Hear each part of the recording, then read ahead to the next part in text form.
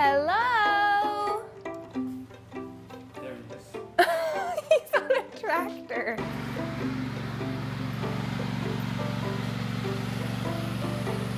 Just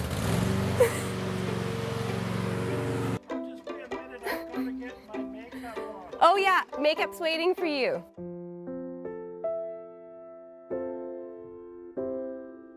I've had the studio on Granville Island for 40 years, so that's starting to look serious.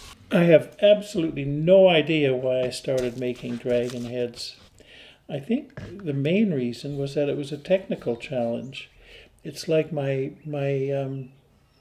spaceships. I don't know why I started making these either. Early lunar landings on the moon that didn't work. They don't talk about them at NASA. So the material itself is magical, and it's challenging. And one of the nice things is that it allows anyone to enter in and work with it. For the most part, you're welcome. There is the occasional constipated individual who doesn't want to tell you things or is secretive about some aspect of their work. But for the most part, the men and women in the clay world are very collegial and more than willing to help one another.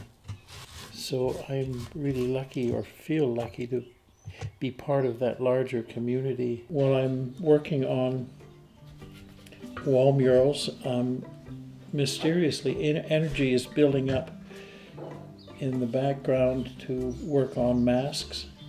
When I'm working on masks, energy is building up to go back to some functional wear. Maybe everyone works this way. If you're working in one area, energy is building up to explore other areas. So he'll go in your home and be a positive addition, possibly more handsome than your children. Not that there are a lot of ugly children around. I could work on a rocket. You know what? The yard is just stunning at the moment. Look at this! Lunar landing. Yeah. Looks good. So what's the story with this one? This is called Lunar Landing 1947. The Americans and Russians had perfected the liftoff, but the engineers hadn't quite solved the landing problem. Right. And so there are a lot of things like this. This is a lunar landing for the Harry Lauder tree branches. So it's practical. I'm making practical things. Practical lunar landings. Yeah, but the fact simply is I'm left alone a bit much. And when that happens, things go a bit amok. And is this things going amok? Yeah. And it's perfect, because that's where I feel comfortable.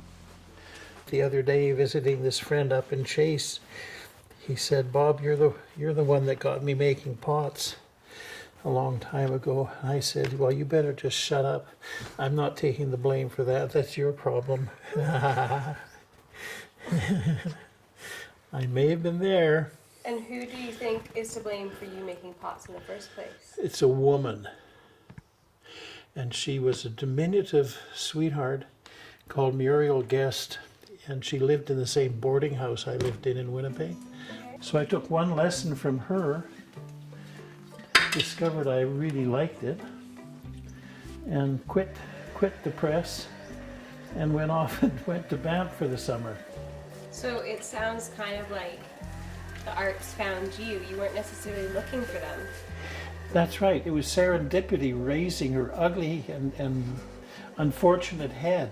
And now here I am 50 years later, still doing it. So how do I get out of this? It's important to write, just as for a lot of people, it's important to sketch and do some drawings, because ideas float through our heads like a quiet river or stream. And if we can capture some of the ideas on a bit of paper, then we have them.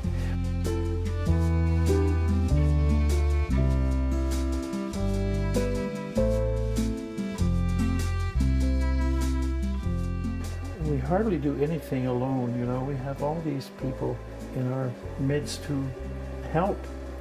And if they don't help directly, they help by example.